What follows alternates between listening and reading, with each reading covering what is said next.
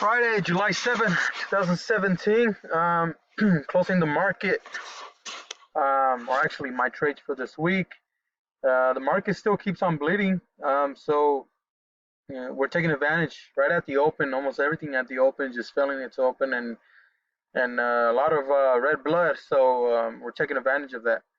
But let's talk over my plays for today. And I send this over to my boy Simon.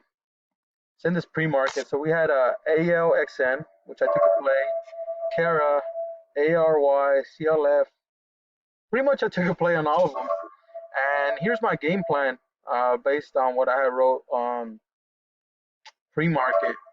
And actually, most of them did the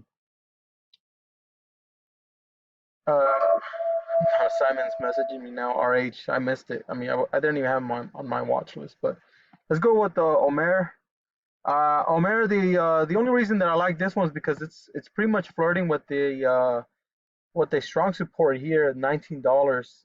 And what I wanted this for a small pop at the open, and which didn't really give me that small pop.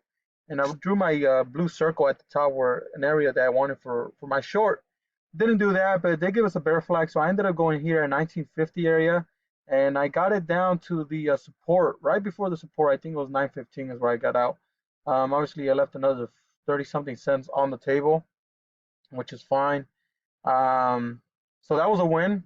Alxn is the only loss that I took today, and I was playing this because I had bad news yesterday. It did this big push down, and it's slowly grinding back up. So same thing. I wrote on my notes that this one had the 200 moving average at 122.71.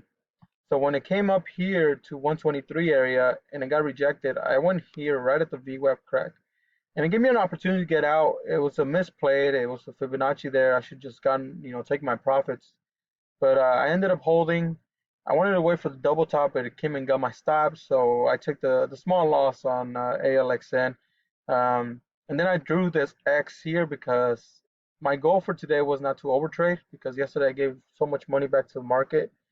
So I said, okay, let me just mark where areas I would have gone in.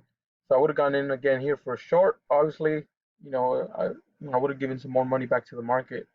I guess this, which is a good thing, just to mark them and label them instead of actually taking the trade.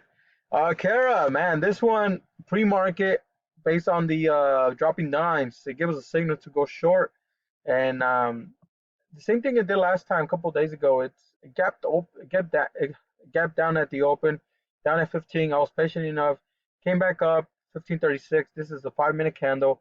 I went in here around 1520 area, and the only reason I got out at 15 because if you guys recall, that's what happened yesterday, and it bounced off the 15. So I was expecting it to do the same thing again, and this time it didn't. Actually cracked. I got most of my position out here at 15. I went heavy, so it was a good profit. And then I trailed about like another 100 or 200 shares, and I got out here at 14.89. Good trade overall. Arry, if you guys saw my recap video, I said I was gonna play it again today, and failed its open. That's exactly what I wanted, and I went at 874, and it was pretty much a chicken trade because I got 860. My goal was 856. It came in even gave us more profit, but because I went in heavy, I got out right away, but took my profit. CLF was gapping up with some upgrades, and I had an upgrade in the analyst gave it an upgrade. But what I liked about this one is there's a Fibonacci there. I think let me go to my trader view. CLF. Yeah, so it had a Fibonacci there. I think it was the golden ratio as well. 682, 7. So I think it was actually so 682 is the Fibonacci there. And at the same time, even with the 5-minute time frame, it gave us a short signal. So I took it at the open, 676, and I got it here right at the support level of 660. I got out, a bounce, and then it continued lower. But at the same time, I spent, just within 15 minutes, I made a nice profit. Sears is on a downtrend, and I was waiting for a pop to 820. It didn't give us that, so it kind of felt its open, I went in with the small size here because I was chasing a bit. So I went in around 875. Then I went heavier at 780. I think it was 782. My average was 779. And I got out here when it wouldn't crack the 769. It gave up a small bounce. Then it just dropped more. And the only reason I got out here quick is because I've got caught with the candles like this before in the past. And, as a matter of fact, I did it here. Sears did it at 9:45 my time. So within 45 minutes, I was done, and I did not take any more trades. That was my whole entire goal, was to not take any trades. After I already made my nice profits. The other one I wanted to go in was QCOM, Qualcomm, I guess it's pronounced. I drew it here. I mean, I probably would have made profit, but the range is very small, 20 cents. Then RH, same thing. I saw RH. I was looking at RH, but I just didn't want to play it. But nice filled open, gave us about 67. Damn, almost $5. $5.20. It is what it is. We'll get them next time because this one's way overextended.